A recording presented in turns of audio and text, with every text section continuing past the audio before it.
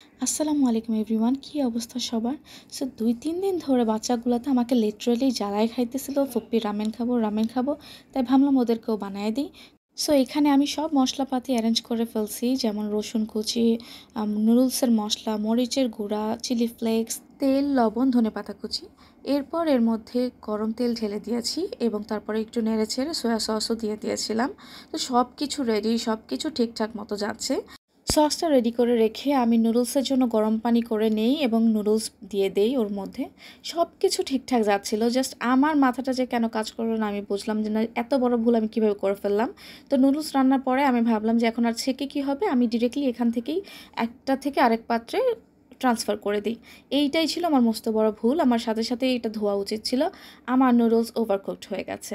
কী যে কষ্টে আমি এই পুরো নুডলসটাকে আস্তে আস্তে সুন্দর করে নেড়েচেড়ে মিশিয়েছি, এটা শুধু একমাত্র আমিই জানি। But in the end test ভালো হয়েছিল, বাচ্চাদের ভালো লেগেছে, এটাই অনেক বেশি। ওদের জন্য আমি স্পাইস লেভেলটা খুবই কম দিয়েছিলাম।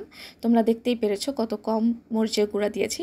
যেহেতু নুডলসের কোয়ান্টিটি অনেক বেশি ছিল, সেই অনুযায়ী মরিচের গুঁড়া আমি খুবই কম দিয়েছি। So anyways, that is it. See you in next blog. আর তোমরা সবাই বলবা ব্লগটা কেমন লেগেছে অ্যান্ড নেক্সট তোমরা কি ভিডিও দেখতে চাও। So do like, share and subscribe. Bye bye.